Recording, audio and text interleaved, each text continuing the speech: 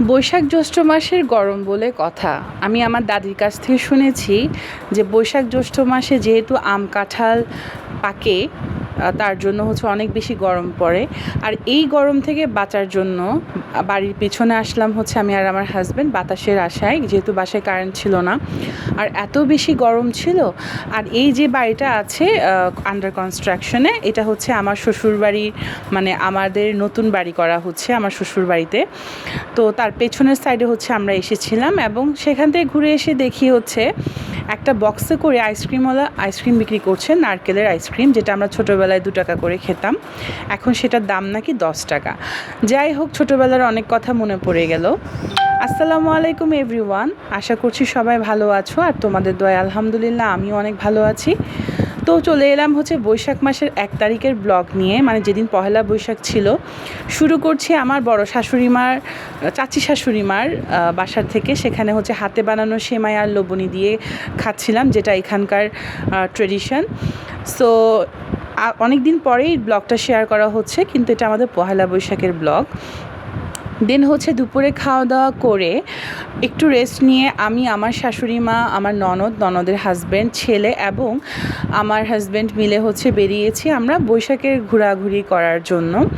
যেহেতু আমরা শহরে থাকি চট্টগ্রামে, ঢাকাতেও যখনই থেকেছি শহরে থাকা হয়েছে, গ্রামের দিকে তেমন একটা যাওয়া হয় না। তো আমরা গ্রামেই ঘুরতে বেরিয়েছি। ভাকুরতা নামে একটা গ্রাম আছে সাভারের দিকে ঢাকার, সেখানে আমরা যাচ্ছিলাম একটা ব্রিজে। ভালোই লাগছিল, ঠান্ডা একটা পরিবেশ, যেহেতু অনেক বেশি গরম, কিন্তু যখন আমরা টুকটুকি করে বা টমটমে করে যাচ্ছিলাম অনেক বেশি বাতাস ছিল আর খুবই ভালো লাগছিল।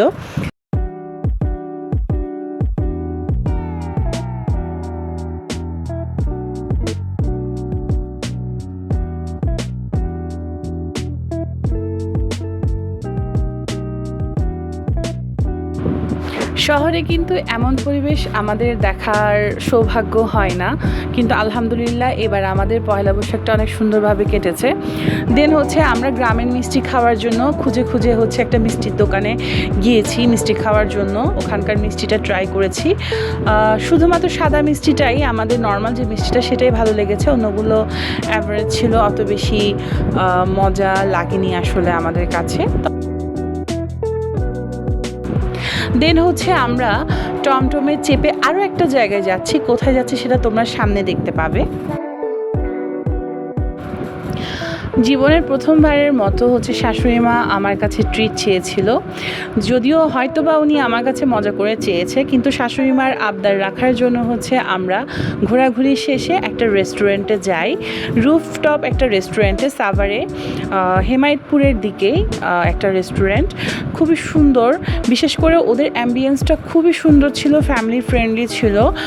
ভিডিওতে হচ্ছে তোমরা দেখতে পাবে, অনেক সুন্দর করে গুছানো এবং কোজি একটা এনভায়রনমেন্ট ছিল তাদের। আমরা অনেক বেশি এনজয় করেছি, কারণ যেহেতু বাইরের ওয়েদারটা অনেক সুন্দর ছিল, একটু মেঘলা, তারপর ঠান্ডা বাতাস ছিল। তো আমাদের রুফটপে হচ্ছে খুবই ভালো লেগেছে এবং আমরা সময়টাকে অনেক বেশি এনজয় করেছি।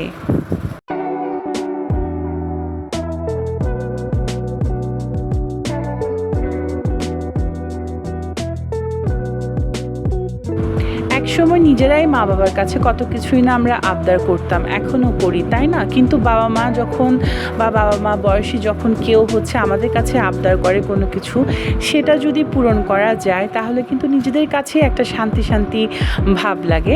যাই হোক, আমরা হচ্ছে এখানে এনজয় করছিলাম ইভিনিংটা, আর সবাই বসে হচ্ছে গল্প গুজব করছিলাম, আড্ডা দিচ্ছিলাম। আর হচ্ছে আতিকবাবু হচ্ছে তার বাবার সাথে খেলছিল। এই রুফটপে হচ্ছে বাচ্চাদের জন্য খেলার একটা আলাদা জায়গা আছে, যেহেতু ছোট ছোট অনেক বাচ্চারাও ফ্যামিলির সাথে যায়, তখন হচ্ছে তারা অনায়াসে হচ্ছে এই খেলনা নিয়ে খেলতে পারে।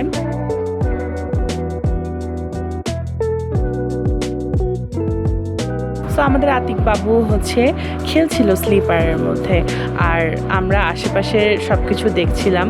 এই যে আমার হাজব্যান্ড উপরের যে আরেকটা রুফটপের ওদের সাইড আছে, ওখানে যেতে বলেছিল, কিন্তু পরে আমরা সেখানে যাইনি, কারণ ওই জায়গাটা থেকে আবার গাড়ি ঘোড়া অনেক বেশি দেখা যায় এবং অনেক বেশি ধুলাবালি। তাই আমরা যে সেকেন্ড রুফটপটা আছে ওদের সেকেন্ড ফ্লোরে, সেটাতেই ছিলাম। আর রেস্টুরেন্টটা ভালোই, মানে শহর থেকে একটু দূরে হলেও রেস্টুরেন্টের পরিবেশটা, খাবার দাবার অনেক বেশি মজা ছিল। এরই মাঝে হচ্ছে আমাদের খাওয়া দাওয়ার চলে আসছে। এখানে হচ্ছে আমরা স্যুপ অর্ডার করেছিলাম, ফ্রেঞ্চ ফ্রাই, চিকেন ফ্রাই এবং ফ্রাইড অন্থন। আমরা অন্য কিছু অর্ডার করতে চেয়েছিলাম, কিছু অ্যারাবিয়ান ডিশ বা কাবাব টাইপের কিছু, কিন্তু যেহেতু ঈদ ছিল খুব সম্ভবত এর কারণে ওই খাবারগুলো অ্যাভেলেবল ছিল না। ওদের প্রত্যেকটা খাবারই খুবই টেস্টি ছিল আর অনেক বেশি আমরা এনজয় করেছি। আর যেহেতু লাইভ মিউজিক হচ্ছিল ওই দিন ইভিনিংটা লাইভ মিউজিক চলছিল, সো আমাদের এনজয়মেন্টটাকে আরও বেশি বাড়িয়ে দিয়েছে লাইভ মিউজিক। আমরা মিউজিক শুনতে শুনতে খাওয়া দাওয়া করলাম এবং গল্প করলাম, আড্ডা দিলাম। আমাদের সন্ধ্যাটা আলহামদুলিল্লাহ অনেক বেশি মেমোরেবল ছিল এবং অনেক আনন্দের সাথে আমরা দিনটা পার করেছি। দিন বা সময় চলে যায় কিন্তু মেমোরিগুলো আসলে আমাদের কাছে থেকে যায়। এই যেমন আজকের দিনটা বা সেদিনের দিনটাতে হচ্ছে আমাদের সুন্দর একটা সময় ছিল এবং যেটা আমাদের মেমোরিতে সারা জীবন থেকে যাবে। নেক্সট কোনো ব্লগে কথা হবে। সবাই ভালো থেকো, টাটা।